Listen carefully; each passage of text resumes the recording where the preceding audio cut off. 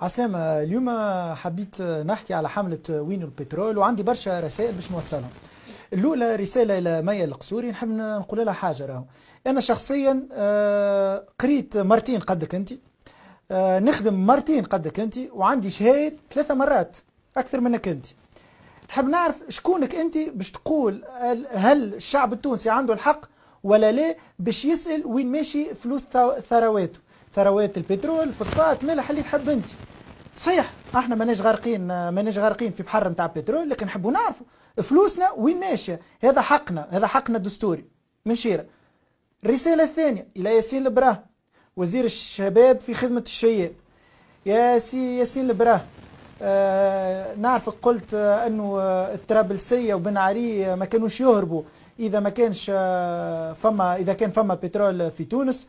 انا نقول لك راهم هربوا على خاطر تضحيات 300 شهيد، على خاطر الدم الاحمر نتاعهم.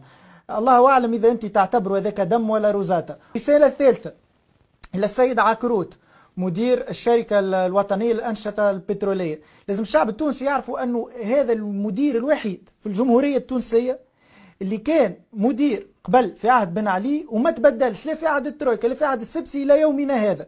يحب يقول لنا السيد هذايا أنه ما كانش فما فساد في المنظومة متاع الطاقة وفي الشركة هذايا. نحن وزيد شنو يقول لنا من بعد؟ يقول لنا أن الشركة ذي تتعامل مع الشركات الأجنبية بالثقة وما نسحقوش عداد. مال على حساب هكا الشعب التونسي زاد يولي يتعامل مع السوناد وستاك بلاش عداد. الرسالة الرابعة زاد اللي نحب نوجهها هي أنه حملة وينو البترول راهي بدات من 2013، من ديسمبر 2013 في آخر عهد الترويكا، وأرجعوا لصفحة اتحاد صفحات الثورة تشوفوا الحملة وقتها. ما عملتش البوز اللي عملته المرة هذه، لكن الحملة هذه قديمة وكانت موجودة ومنذ عهد الترويكا. وقتها الحكومة كي كانت تحب تتحرك على حكاية الثروات الطبيعية تخرج وتعيط الناس الكل حكومة مؤقتة وليست حكومة شرعية، ويعني ودورها هو كتابة الدستور وتسيير أمور البلاد، وهذا تغول ونهضة تحب تتغول. يا سيدي هاو اليوم الحكومة ذي ما عادش مؤقت والحكومة ذي شرعية. خلينا نشوفوها اش تعمل، هانا نستناو فيها.